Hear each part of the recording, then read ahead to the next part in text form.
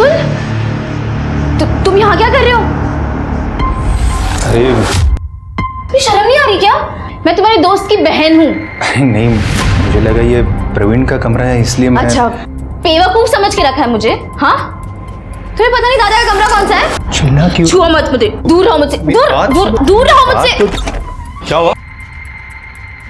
दादा, मैं कपड़े चेंज कर रही थी और ये अतुल मुझे वहां से झांक झांक के देख रहा था। मोनिका, तुम्हें ठीक से दरवाजा लगाना चाहिए था ना। दादा, मोनिका देखो, इस पे गुस्सा होने की जरूरत नहीं है। अरे होने वाला पति है तुम्हारा, और वैसे भी नेक्स्ट ईयर इसके साथ शादी होने वाली तुम्हारी। एक मिनट, नेक्स्ट ईयर क्या? मेरी इससे शादी नेक्स्ट जन्म में भी नहीं हो सकती। मोनिका दादा प्लीज। मोनिका मेरी बात।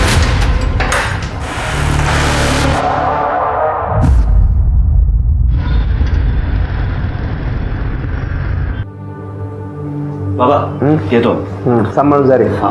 अरे अभिजीत, अरे घर का राशन खत्म हो गया है और लाइट का बिल भी नहीं भरा अभी तक। प्लीज थोड़े पैसे दे दो। इससे पैसे ले लेना। इस महीने का सारा खर्चा मैंने इसे पहले से ही दे दिया। क्या? पैसे? वो ना एक्चुअली सारे पैसे मैंने दोस्त के साथ एक स्कीम में इन्वेस्ट कर दिए। क्या? फिर किसी वाहियात काम में पैसे बिगाड़े होंगे तूने। बाबा, आप लोगों को कुछ पता है कि ये क्या करती है, कहाँ जाती है? बस अपने दोस्तों के साथ पार्टी और मजे करने में मेरे पैसे बर्बाद करती रहती है। आपके पास कोई हिसाब है? मैं आज के बाद पैसे नहीं देने वाला। अरे लहा नहीं थी, नादानी में गलतियां होती है। तू तो तीसरे आगे से लगलस, कुछ कर रही है ना वो। ऐसे में कभी फायदा कभी नुकसान होता है। तू क्या चाहता है? ये नकारी बैठी रहे? ये सिर्फ नुकसान करवा सकती है, और मैं अपने मेहनत के पैसे इस तरह से बर्बाद होते हुए नहीं देख सकता। शोभा, अभिजीत सही बोल रहा है। मुझे बताओ, तुम कब तक कविता की गलतियों पर पर्दा डालती रहोगी? लगता है गांव की पुश्तैनी जमीन बेचकर ही गुजारा करना पड़ेगा अभी। जो करना है कर लो, पर आज के बाद मैं पैसे नहीं देना। अब तो घर जाने को भी डर लगता है। वही चिक चिक अनाप शनाप खर्चे, मेरी थोड़ी बहुत सैलरी भी कम पड़ जाती है। मैं कुछ मदद करूँ क्या? देख मोनिका, तुम अमीर हो, पर मैं इतना भी गरीब नहीं कि तेरे भाई से मदद लूँ। एटलीस्ट मेरी ये खुददारी प्लीज बची रहे। हाँ, लेकिन उस घर से मैं कंटाल गया हूँ। सोचता हूँ कि कहीं दूर चला जाऊँ। अभिजीत, तुम जहाँ भी जाओगे ना, मुझे साथ में लेकर जाओ प्लीज। लेट हो रहा है, हमें निकलना चाहिए ना। ठीक है, चल।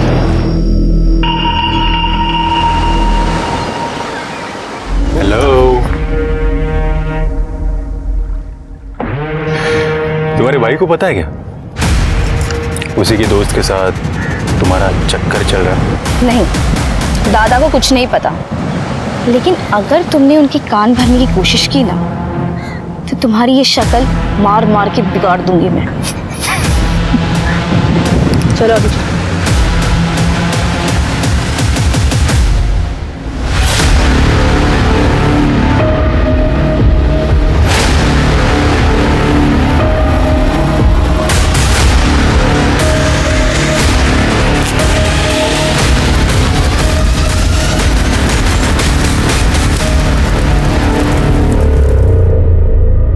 नमस्कार, मैं सोनाली कुलकर्णी क्राइम पेट्रोल 70 के इस नए अध्याय में आपका स्वागत करती हूँ। इस दुनिया में अगर किसी चीज को बुरी नजर से बचाकर रखने की सबसे ज्यादा जरूरत है तो वो है प्यार।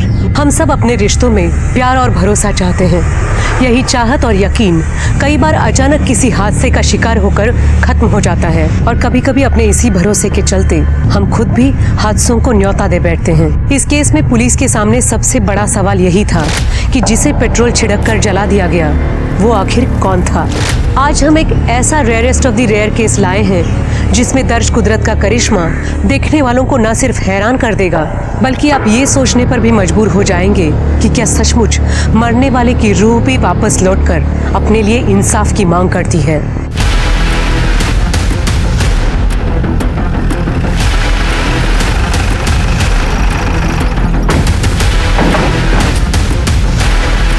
किधर है? अब इधर है।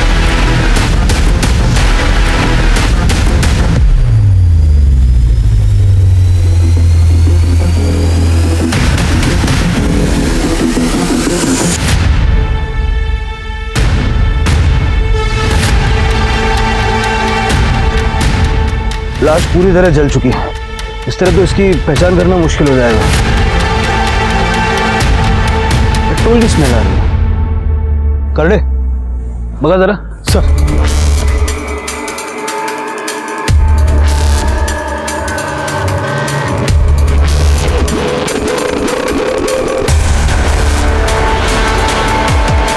सर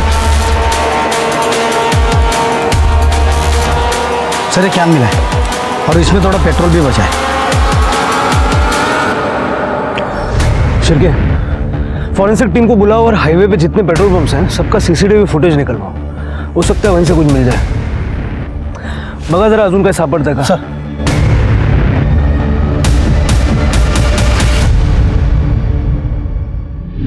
सर, क्राइम सीन पे जो पेट्रोल का कैन मिला था और उसके ऊपर जो फिंगरप्रिंट थे सर, हमारे डेटाबेस में किसी से मैच नहीं कर रहे सर। और फॉरेंसिक ने कंफर्म किया है कि वो मेल की बॉडी है। एक बेल्ट का बक्कल भी मिला था। आसपास के रोड के सीसीटीवी में कुछ मिला? नहीं सर, कुछ भी सस्पिशियस नहीं दिखा है। शिरके, एक काम करो, सारे मिसिंग कंप्लेंट्स चेक करो। ठीक है सर।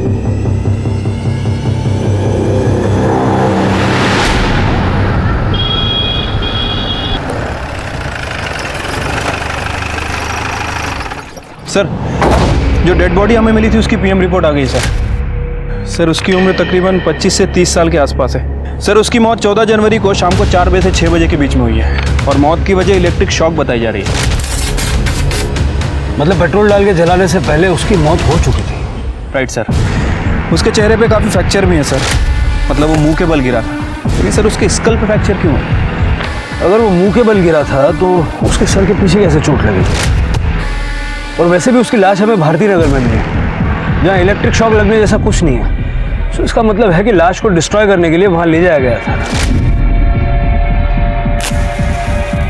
वैसे सर, इस बॉडी की एक किडनी भी गायब है। किडनी स्कैंडल भी हो सकता है। पिछले महीने हमने एक किडनी रैकेट पकड़ा था।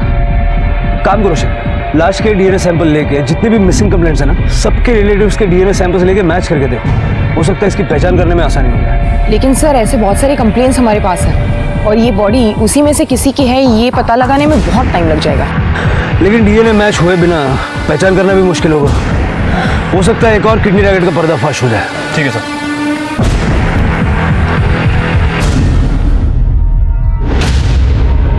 तमाम कोशिशों के बावजूद पुलिस को ना ही उस अनजान लाश की शिनाख्त में कोई कामयाबी मिल रही थी और ना ही कातिल का कोई सुराग मिल पाया। लेकिन 2 साल बाद अचानक एक ऐसी अजीबोगरीब घटना घटी कि खुद पुलिस भी हैरान रह गई। वो ऐसा वाकया था जिस पे भरोसा करना मुश्किल था, लेकिन कई बार वो होता है जिसकी कल्पना हम सपने में भी नहीं कर पाते।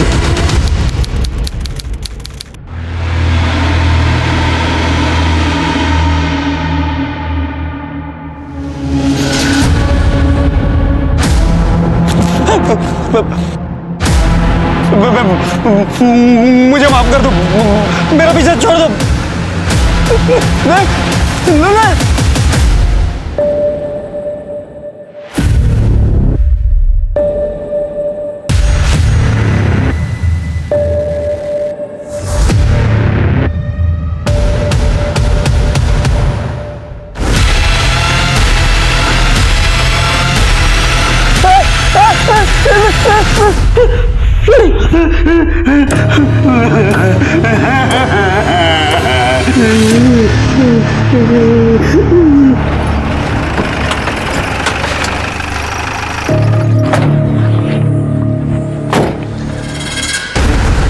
क्या रे साहब, भूत पीछे पड़ा है मेरे में। अरे सुबह सुबह माल भूख क्या है? क्या क्या नाम क्या तेरा? बबन साहब, मैं सच कह रहा हूँ। वो दिन रात डराता है मेरे को। बोलते 2 साल पहले उसको किसी ने वो भगवती नगर में जला दिया था। उसको इंसाफ नहीं मिलेगा तब तक मेरा पीछे नहीं छोड़ेगा। साहब मेरे को बचा लो। साहब वो थोड़ा पैसा मिलेगा, भूख लगा है। क्या रे, अच्छा तरीका निकाला है तूने पैसा मांगने का। चल निकल कर दे। काय झालं? सर ये बोल रहा है कि 2 साल पहले भगवती नगर में किसी को जलाया था। हाँ साहब, उसका भूत इसको बार बार दिख रहा है। शिरके से मिलवाओ इसको। सर पर ये माल फूकनारे लोग हैं, इन लोग कुछ भी बहाना बता के पैसा निकालते। इग्नोर कर लो सर इनको। करडे मी म्हणतो तेवढं करा, शिरकेकडे नाही आता सर। चल रे।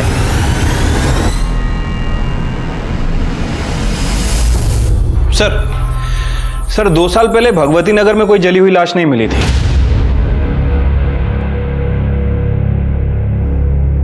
भगवती नगर नहीं, भारती नगर। तुम्हें याद है 2 साल पहले भारती नगर में हमें एक जली हुई लाश मिली थी। 25-30 साल का लड़का था, एक किडनी भी गायब थी। हाँ सर, और ये भारती नगर और भगवती नगर आसपास ही हैं। उस वक्त लाश की पहचान नहीं होने की वजह से केस आगे नहीं बढ़ पाया था।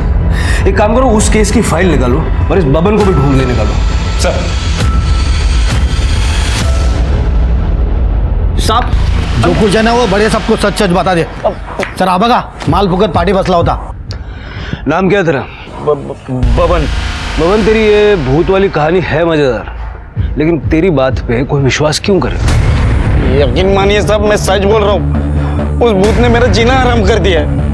वो नशा भी कितना भी कर लूं, फिर भी वो सपने में आ ही जाता है। क्या बोलता है? मुझे इंसाफ दिला दो, या और आगे भी कुछ बोलता वो?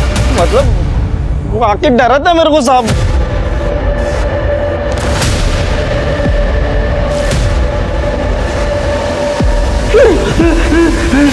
मान लेते हैं तेरी भूत वाली कहानी सच है।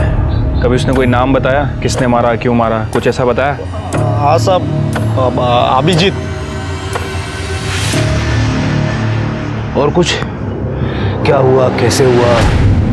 अरे साहब मैं सच बोल रहा हूँ, मेरे को कुछ नहीं मालूम है साहब। मैं आपके हाथ जोड़ता हूँ, मेरे को इस भूत से बचा लो। किसी दिन इसके डर से मैं मर जाऊंगा साहब। ठीक है, अभी निकल, लेकिन इधर उधर भागना मत। ठीक है साहब। इस भवन का भूत उतारना पड़ेगा, जरा नजर रखो इसमें।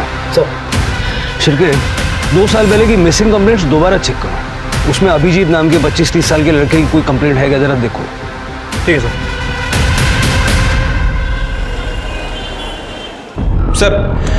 सर 2 साल पहले अभिजीत नाम के लड़कों की 4 मिसिंग कंप्लेंट दर्ज हुई थी सर। उसमें से 2 की उम्र महज 10 से 15 साल है और बाकी के 2 की उम्र 40 से 60 साल। सर मुझे लग रहा है कि हम इस नशेड़ी बब्बन की बातों को कुछ ज़्यादा ही सीरियस ले रहे हैं। मतलब सर ऐसा तो केवल फिल्मों में होता है कि लाश खुद सपने में आती है और उसे किसने मारा है खुद बताती है। बात तो तुम्हारी सही है शिरके, लेकिन इस अनसॉल्व्ड केस के लिए बबन की कहानी एक ब्लाइंड लीड की तरह है। मुझे नहीं लगता हमें चांस लेना चाहिए। एक लास्ट ट्राई करके देखते हैं। ठीक है सर, बताइए फिर क्या करना है। एक काम करो, भारती नगर में जहां हमें वो जली हुई लाश मिली थी ना, उसके 25 किलोमीटर के रेडियस में 25 से 30 साल की उम्र के अभिजीत नाम के जितने भी लोग हैं सबकी एक लिस्ट बनाओ। देखो उनमें से कोई मिसिंग है क्या। Okay sir. इतनी चक्कर क्यों डालते हैं?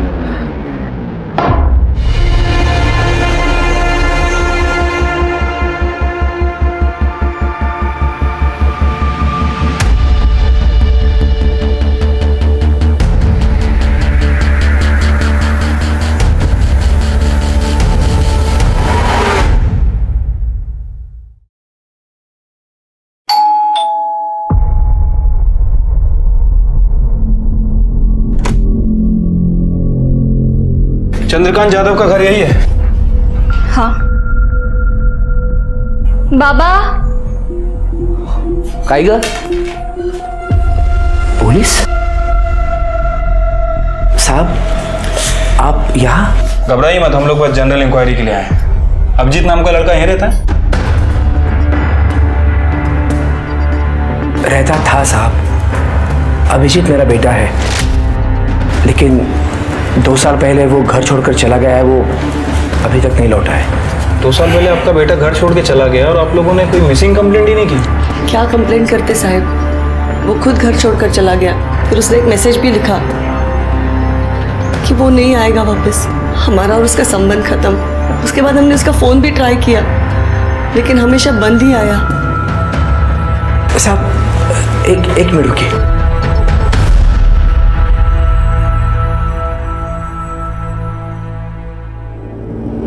ये देखिए सर, 2 साल पहले उसने ये मैसेज किया था। बाबा मैं हमेशा के लिए घर छोड़कर जा रहा हूँ और दोबारा वापस लौटकर नहीं आऊँगा। हमारा रिश्ता खत्म। रिश्ता खत्म करने की कोई खास वजह? जब बच्चे बहुत कमाने लगते हैं ना, तो माँ बाप उन्हें बोझ लगने लगते हैं। वो हमारी जिम्मेदारी नहीं लेना चाहता था। लेकिन आप ये सब क्यों पूछ रहे हैं? देखिए 2 साल पहले हमें एक बॉडी मिली थी और हमें शक है कि वो अभिजीत की ही बॉडी है। क्या?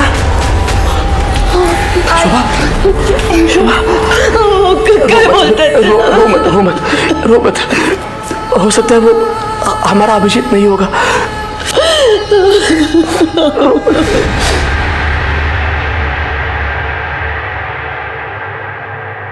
अभिजीत जाधव, श्रीके, जाधव फैमिली का डीएनए सैंपल ले लो। लाश का डीएनए रिपोर्ट तो हमारे पास है ही। अगर ये दोनों सैंपल मैच हो जाते हैं ना, ये गुत्थी सुलझ जाएगी। राइट साहब।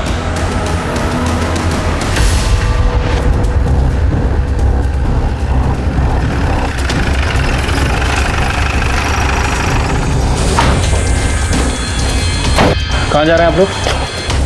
साहब, वो जब से पता चला है कि अभिजीत का शायद खून हो गया है, तब से उसकी माँ की तबीयत बहुत ख़राब है। उसको डॉक्टर के पास ले जा रहा हूँ। ठीक है, लेके जाइए इन्हें। जी। लेकिन उसके बाद आपको हमारे साथ चलना होगा। आपके साथ क्यों साहब? डीएनए टेस्ट के लिए। डीएनए टेस्ट के लिए?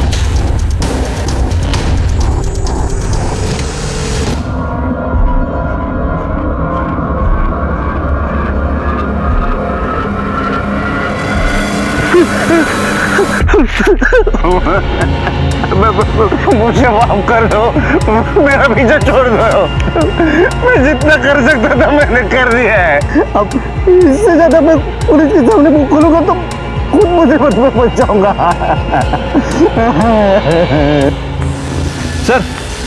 सर डीएनए रिपोर्ट आ गई है सर। जो बॉडी हमें मिली थी उसका डीएनए चंद्रकांत के डीएनए से 50% मैच हुआ है। मतलब सर कंफर्म है कि वो बॉडी चंद्रकांत के बेटे अभिजीत की है। इस बबन का नशा उतारने का टाइम आ गया। मुझे पहले ही डाउट था कि उसने हमें पूरी बात नहीं बताई थी। क्राइम लोकेशन और विक्टिम का नाम किसी को सपने में कैसे आ सकता है? हाँ सर, वैसे डाउट तो मुझे भी था, लेकिन अभी रिपोर्ट कंफर्म होने से डाउट खत्म हो गया। फिर क्या हो ना हो, मुझे लगता है बबन ने ये पूरी घटना अपनी आंखों से देखी है। अभिजीत के घर वालों से पूछताछ करो और बाद में इस बबन को भी उठाओ। ठीक है सर। साहब, हमारी तो पूरी उम्मीद ही खत्म हो गई।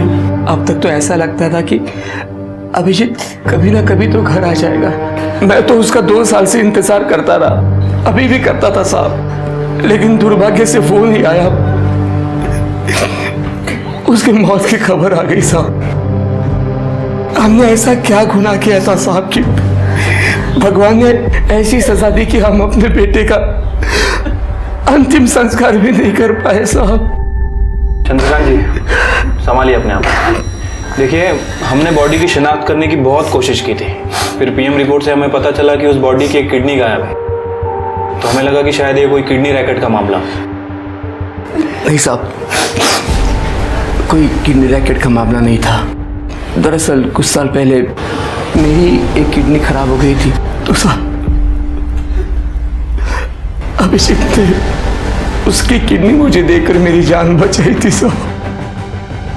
अभिजीत की किसी के साथ कोई दुश्मनी, कोई लड़ाई, कोई झगड़ा? हमारा बेटा तो बहुत अच्छा लड़का था, कुड़ी होता तो उसकी किसी के साथ क्या दुश्मनी हो सकती है?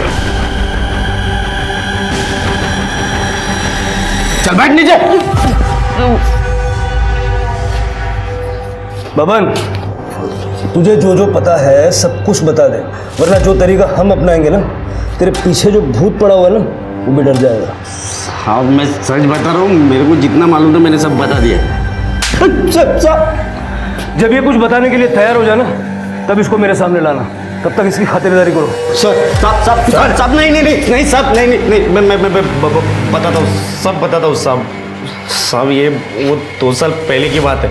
मैं वो जंगल में बैठ के माल फूक रहा था साहब। अब मैंने 2 जन को एक लाश को जलाते हुए देख लिया साहब।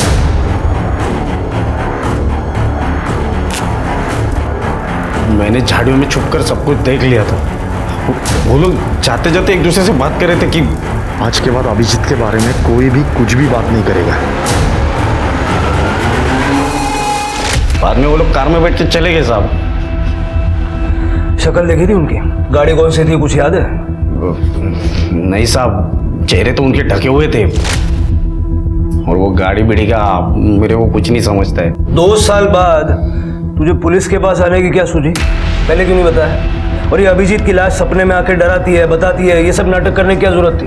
वो ऐसा हुआ कि वो लोग जाने के बाद उस दिन मैंने नज़दीक जाके देखा था साहब। वो डरावनी लाश देख के मेरी तो बत्ती गुल हो गई थी साहब। उसके बाद से वो लाश रोज मेरे सपने में आने लगी। अगर तूने कुछ किया नहीं था तो तुझे डरने की क्या जरूरत थी? साहब अगर मैं आप लोगों को ये बता देता कि वो लाश को जलाने का मैं गवाह हूँ तो आप लोग तो मेरे को ही पकड़ के पूछताछ करते ना। और ऊपर से ये कांड जो लोग ने किया था वो लोग भी मेरे जान के पीछे पड़े जाते। इसके लिए मैंने आप लोगों को आधा ही बात बताया है। सर, ये अभिजीत के बारे में कुछ इन्फॉर्मेशन मिली है सर। एक कंपनी में सेल्स मैनेजर था, लेकिन उसने जॉब नहीं छोड़ी थी। जादव फैमिली के बारे में पूछताछ की? हाँ सर, उसकी बहन कविता के बारे में पूछताछ की है सर। उनका कहना है कि काफ़ी अय्याश किस्म की लड़की है, पैसे काफ़ी उड़ाती थी, देर रात तक घर से बाहर रहती थी, घर का सारा खर्चा अभिजीत ही चलाता था। और इस बात को लेकर दोनों भाई बहनों में काफ़ी लड़ाई हुआ करती थी। लेकिन सर अभी तक इस कविता के खिलाफ कुछ सस्पिशियस नहीं मिला है। के कोई तो ऐसा होगा जिस पर शक हो। सर एक जरूरी बात पता चली है। हमने अभिजीत के 2 साल पुराने कॉल रिकॉर्ड चेक किए, उसमें एक नंबर मिला है जिस पे वो लगातार बात करता था। सर ये देखिए, ये नंबर किसी मोनिका देशमुख के नाम पर रजिस्टर्ड है। हमने उसकी लेटेस्ट लोकेशन भी पता किया और ये मोनिका और अभिजीत दोनों एक ही कॉलेज से पास आउट हुए 2012 में। सर और एक बात, ये दोनों देर रात तक बात करते थे। सर अभिजीत की मोबाइल की आखिरी लोकेशन करवे नगर की थी। करवे नगर से भारती नगर 10 किलोमीटर की दूरी पे, जहाँ पर हमें अभिजीत की लाश मिली थी। जरा पता करवाओ ये अभिजीत करवे नगर क्या करने गया था। सर शिरके, ये मोनिका और अभिजीत का लेट नाइट बातें करना इस केस का इंपॉर्टेंट एस्पेक्ट हो सकता है। हो सकता है यहीं से कोई बड़ी लीड मिल जाए। इस मोनिका से बात करनी पड़ेगी।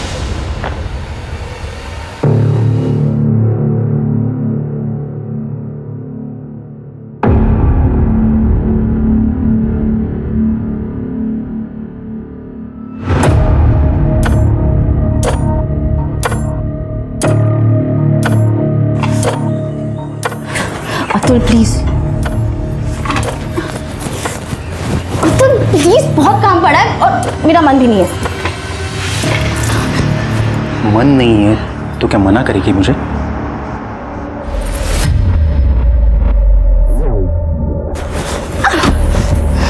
तेरी ये हिम्मत? पति हूं तेरा मैं। कौन? पति। क्यों करते रहते हो अतुल रोज रोज? क्या बिगाड़ा है मैं तुम्हारा? किसे लायक है तू? चल अब ये हुलिया ठीक कर ले। 10 मिनट का काम है मेरा, मैं वो काम करके वापस आ रहा हूँ। उसके बाद अगर तू मुझे मेरे बेडरूम में मेरा इंतजार करते वक्त नहीं मिली ना तो तेरा हुलिया नहीं, तेरा ये चेहरा भी बिगाड़ दूंगा मैं।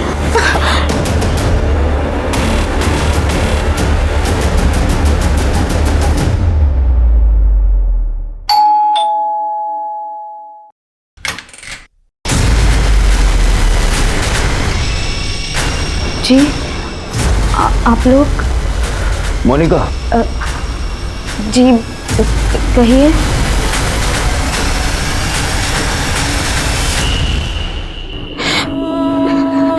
मुझे अभी भी यकीन नहीं हो रहा कि अभिजीत इस दुनिया में ही नहीं रहा। वो और आप देर रात तक बातें करते थे, सच है ना? हाँ, मैं और अभिजीत एक दूसरे से बहुत प्यार करते थे। हम शादी भी करने वाले थे। लेकिन फिर वो गायब हो गया। उससे मुझे मैसेज भी किया था कि मैं उसे भूल जाऊं। फिर भी मैं उसे लगातार मैसेज करती रही, कॉल करती रही, लेकिन उसका फोन बंद था।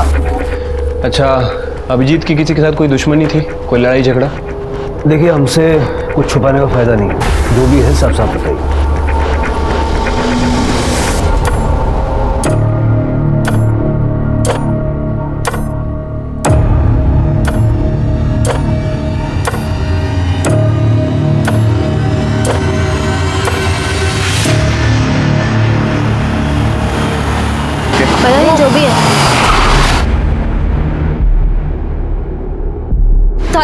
दादा दादा ना दादा को ना दादा और अभी शर्म नहीं आती? चुकी नहीं है दादा एक कहाँ चुकी नहीं है?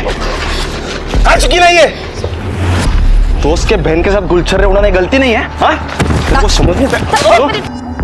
दोस्त बन के ऐसे दगा दे रहा, शर्म नहीं आती तेरे को? देख देख प्रवीण, मैं मोनिका से प्यार करता हूँ और मैं उसे कोई धोखा नहीं दे रहा हूँ।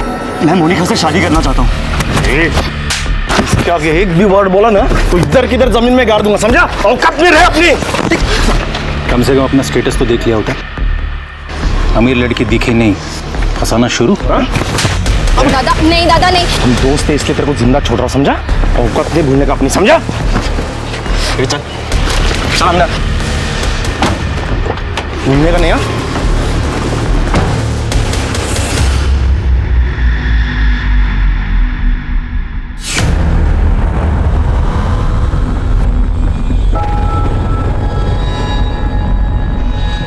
मोनिका, तुम यहाँ और ये सामान? मैंने अपना घर छोड़ दिया है। पर इससे तो प्रवीण और भी नाराज हो जाएगा। अब चाहे जो भी हो जाए अभिजीत, मैं यही रहूंगी। और तुमने मुझसे शादी का प्रॉमिस किया था, उसका क्या हुआ? हाँ मोनिका। देखो देखो अभिजीत, मोनिका, अगर तुम दोनों शादी करना चाहते हो तो कर सकते हो, हमें कोई एतराज नहीं है, हो ना? मोनिका, मोनिका, मोनिका, तुझे अपने घर की इज्जत का जरा भी ख्याल नहीं? चल मेरे साथ।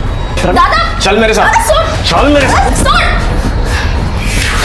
मोनिका, मोनिका, मैं इससे अभी नस काट लूंगी।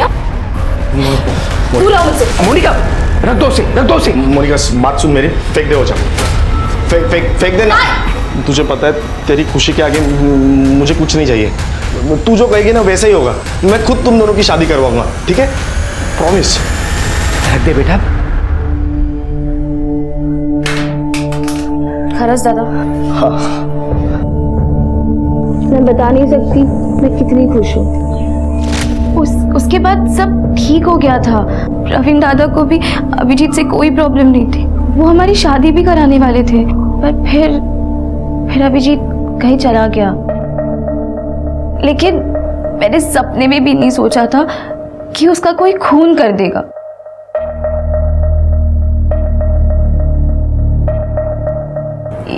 ये मेरे पति है अतुल।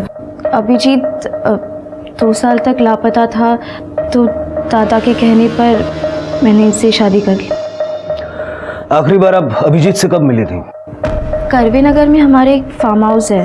कुछ 2 साल पहले 14 जनवरी को दादा को एक बहुत बड़ा प्रोजेक्ट मिला था। उसी को सेलिब्रेट करने हम सब वहाँ गए थे। मैं, दादा, अभिजीत, अतुल, हम टेरेस पर पार्टी कर रहे थे और इन लोगों ने दोपहर को ही पीना शुरू कर दिया था। अभिजीत, मुझे ना बहुत अर्जेंट काम आ गया, मुझे निकलना पड़ेगा। हाँ अभी तो पार्टी स्टार्ट हुई है। बहुत इम्पोर्टेंट है। So sorry. इसलिए करीबन 4:30-5 बजे तक मैं घर निकल आई थी। उसके बाद मैंने अभिजीत को कभी नहीं देखा। मोनिका के जाने के बाद फार्म हाउस पे क्या हुआ था?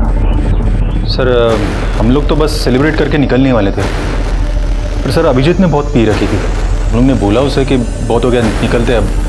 तो सर उसे और पीनी थी, तो वो वहीं रुका रहा, पर हम लोग सब निकल आए सर।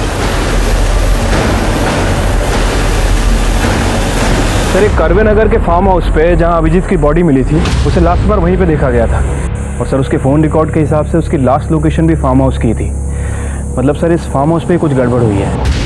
हाँ शिरकिया, वैसे भी प्रवीण और अभिजीत के फाइनेंशियल स्टेटस में जो बहुत बड़ा गैप है उसे हम नज़रअंदाज नहीं कर सकते। सर और एक बात नोटिस करने वाली है, अभिजीत के फ़ोन से उसके परिवार को और मोनिका को जो मैसेजेस किए थे 14 जनवरी को, वो करीब 8 बजे के थे। और पोस्टमार्टम रिपोर्ट के हिसाब से अभिजीत की मौत शाम 4 से 6 बजे के बीच हुई। मतलब प्रवीण अपनी बहन की शादी अभिजीत से नहीं बल्कि अतुल से करवाना चाहता था, और अतुल भी ये जानता था कि मोनिका उससे नहीं बल्कि अभिजीत से प्यार करती है। राइट सर, और ऐसे हालात में शक इन दोनों पर ही है। मतलब गड़बड़ फार्म हाउस पे ही हुई है। चलो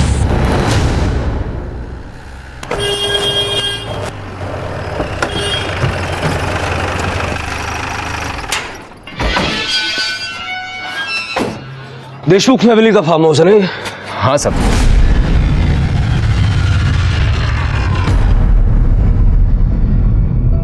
दो साल पहले 14 जनवरी को यहाँ क्या हुआ था? 2 साल पहले की बात किसको याद रहेगी साहब? पार्टी हुई थी यहाँ, तुझे याद नहीं है? हाँ हाँ, वो याद है ना सब। वो पूरा हफ्ता मैं छुट्टी पर था। 2 साल पहले क्या हुआ था वो याद नहीं है, छुट्टी पे था ये याद है। हाँ साहब, वो मेरी बेटी की शादी थी ना तभी। प्रवीण लास्ट टाइम कब आए थे? वही 2 साल पहले साहब। वो आए और बोले फार्म हाउस बंद कर दो, उसके बाद से तो कोई नहीं आया साहब। हाँ, पर मुझे मेरी चौकीदारी की पगार मिल जाती है सर। तलाशी लेनी है मैं यहाँ की। हाँ साहब, लीजिए ना, बघा सगळीकडे।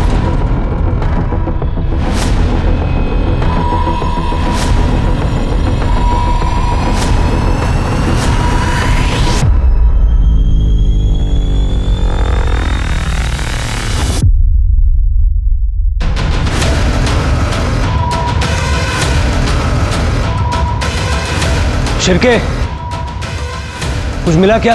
नहीं सर, यहाँ बहुत सारी शराब की बॉटल्स हैं। लगता है यहाँ पे रेगुलर पार्टीज होती थी।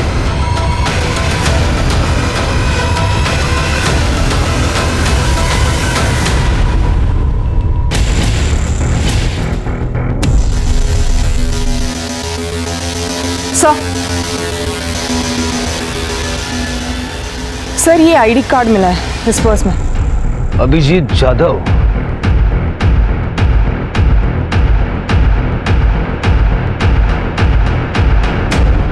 तो थोड़ी तेरी अक्कल है? पुलिस को सारी कहानी बतानी क्या जरूरत थी?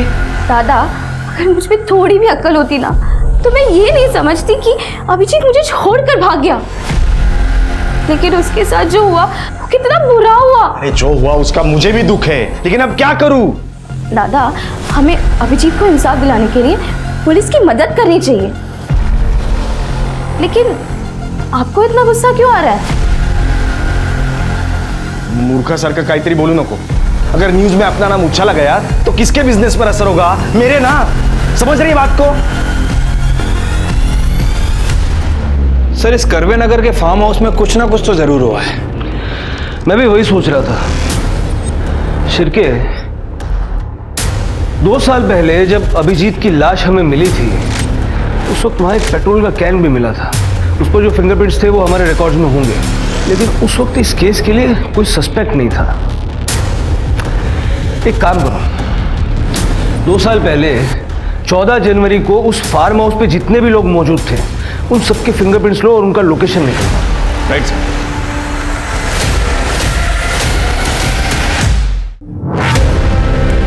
सर, अभिजीत हमारा दोस्त था सर। उस दिन से उसका गायब होना, फिर उसकी मौत की खबर सुनकर हम भी बड़े दुखी है सर। सर, उस दिन फार्म हाउस से हम लोग निकल गए थे, वो अकेला ही था। कौन कहाँ था ये तो जल्दी पता चल जाएगा। सर, हम लोग सच कह रहे हैं सर, हम लोग फार्म हाउस से निकल गए थे। हमने तो सब बता दिया, फिर भी आप बार बार हमें क्यों परेशान कर रहे हैं सर? देखो, अगर तुम लोग इनोसेंट हो तो डरने की कोई जरूरत नहीं, सच तो जल्दी सामने आएगा ही।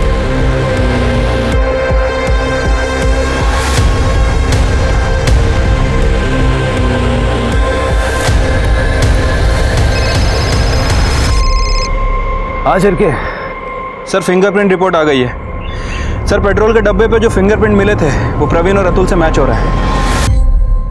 मतलब खून इन्हीं दोनों ने किया है? Right sir. 14 जनवरी 2017 उस दिन के तुम दोनों के मोबाइल लोकेशन निकाले हमने। कहाँ के थे पता है? भारती नगर, जहां अभिजीत की लाश को जलाया गया। वहां हमें पेट्रोल का कैन भी मिला था, उस पे तुम दोनों के फिंगरप्रिंट्स हैं। सर, हमारा यकीन कीजिए, हमने अभिजीत को नहीं मारा। अपनी बहन की शादी अभिजीत से करवाने का सिर्फ ढोंग कर रहा था। तू चाहता था कि तेरी बहन की शादी अतुल से हो, और आखिर में तुम दोनों ने मिलके अपने मन की हसरत पूरी कर ली। नहीं सर, हम सच कह रहे हैं, हमने अभिजीत को नहीं मारा। सर, हम लोग फार्म हाउस से निकल गए थे, वो नशे में तो वहीं पे रुका था। हमने नहीं मारा उसे। झूठ बोल रहा है सर ये, और इसके वॉचमैन ने भी हमसे झूठ बोला था। उस दिन 14 तारीख को वॉचमैन फार्म हाउस पे ही था। उसकी बेटी की शादी तो 10 जनवरी को ही हो गई थी। वॉचमैन ने 14 तारीख को शाम को 7 बजे फार्म हाउस फ़ोन किया था, और उसके बाद ये प्रवीण फार्म हाउस आया था। सर, मैं सब कुछ सच बताता। बता जल्दी बता।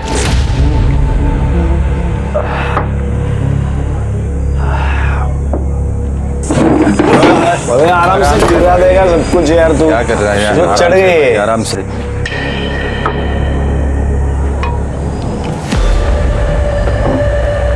सुनो मैं क्या बोल रहा हूँ? अबे क्या कर रहे हैं यार? अबे ऊपर मत जा अभिजीत।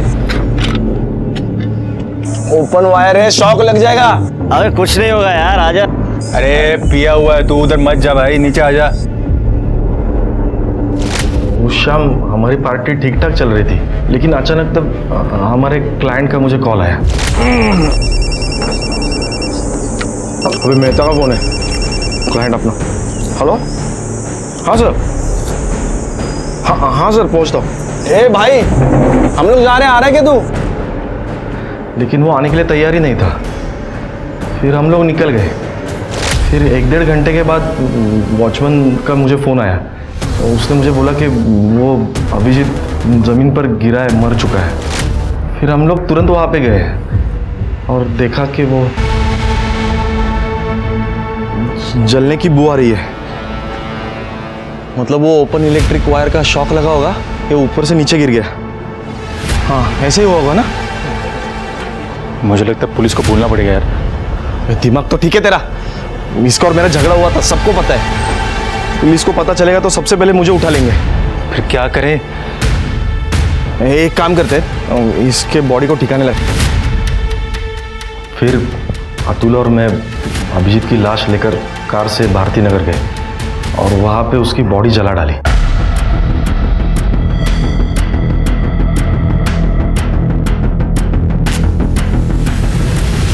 आज के बाद अभिजीत के बारे में कोई भी कुछ भी बात नहीं करेगा। राजाराम वॉचमैन को पैसे देके उसको चुप करवाया।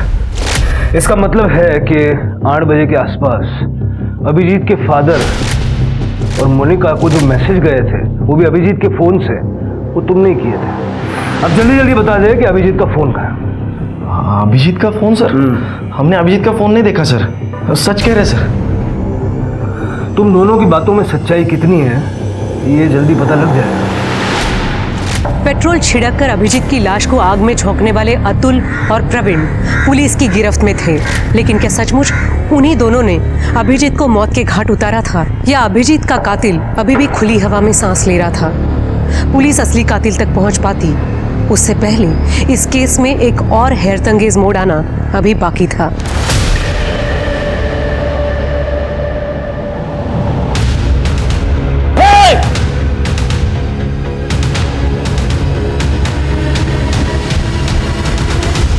सर मैंने कुछ नहीं किया सर। चुपचाप बैठ। सर इस चूहे को बिल से निकाल लिया। ऐसे भाग रहा था जैसे इसे कभी पकड़ ही नहीं पाएंगे। नहीं साहब, मैं भाग नहीं रहा था, मैं एकदम अर्जेंट काम से जा रहा था साहब। जा रहा था है? तेरा काम कितना अर्जेंट है अभी पता चल जाएगा। शिरके, इसके घर की अच्छे से तलाशी लो। अभिजीत के केस से जुड़ी कोई भी चीज हो ढूंढ निकालो। देखते हैं कब तक सच छुपाता है। ठीक है सर, चुपचाप बैठे रहे।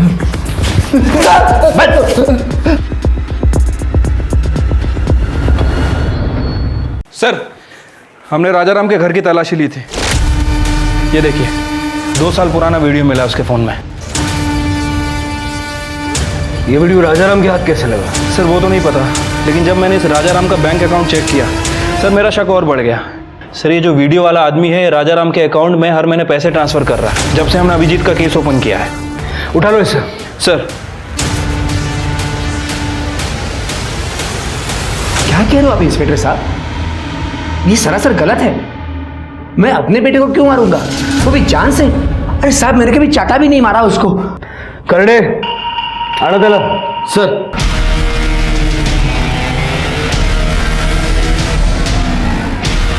राजाराम, इस राजाराम के अकाउंट में गलती से पैसे चले गए। शिरके देखो जरा, ये देखो, ये वीडियो 2 साल पहले 14 जनवरी को शाम के 5:15 बजे करवे नगर के एक फार्म हाउस की। क्या कर रहे थे वहां? मैं कहीं नहीं गया था। अभिजीत को मारते वक्त तो तुमने अपना फोन स्विच ऑफ रखा था, लेकिन जब उसकी लाश को जलाया भारती नगर में, वहां तुम्हारा फोन स्विच ऑन था।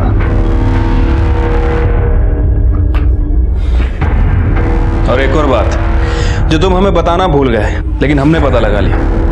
अभिजीत तुम्हारी पहली बीवी का बेटा है, शोभा का नहीं। इसलिए हटाया ना उसे रास्ते से। अब सीधे सीधे बताओगे या अपने तरीके से उगलवाएं? अभिजीत की माँ सरिता मेरी पहली बीवी थी, उसका देहांत हो गया। उसके बाद सरिता की बहन शोभा से मैंने शादी की, लेकिन अभिजीत को ये बात कभी नहीं बताई मैंने। लेकिन साहब मेरे एक रिश्तेदार से झगड़ा हो गया और उसने सारी बात अभिजीत को बता दी। उसको पता चला कि उसकी माँ उसकी सौतेली माँ है। तब से वो डिस्टर्ब हो गया साहब। ये कविता जो है वो मेरी और शोभा की बेटी है। पहले कविता और अभिजीत के बीच में भाई बहन का रिश्ता था, लेकिन ये बात समझने के बाद बाबा बर्दाश्त की भी हद हो गई है। जितनी भी जमीन बची है ना, उसमें इसका सिर्फ 20 से 25% है, बाकी सारा हिस्सा मेरा है। कुछ भी हो जाए, लेकिन मैं अपना हिस्सा इसके साथ नहीं बांटने वाला। घर में हिस्से को लेकर, प्रॉपर्टी को लेकर रोज झगड़े होते थे और उससे मेरी परेशानियां बढ़ती गई और मुझे मजबूरन अभिजीत को मारने का प्लान बनाना पड़ा। अरे हाँ भाई, मैं शाम तक फार्म हाउस में पहुंच जाऊंगा। अरे मैं श्योर 100% आ रहा हूँ। मैं दोपहर में वहाँ जाकर छिप गया था और मौके के इंतज़ार में था, और साहब वैसा मौका मिला भी। शाम के समय अभिजीत के एक एक दोस्त सब निकलने लगे। वॉचमैन भी किसी काम के लिए बाहर गया था और फिर सब मैंने मौके का फ़ायदा उठाया।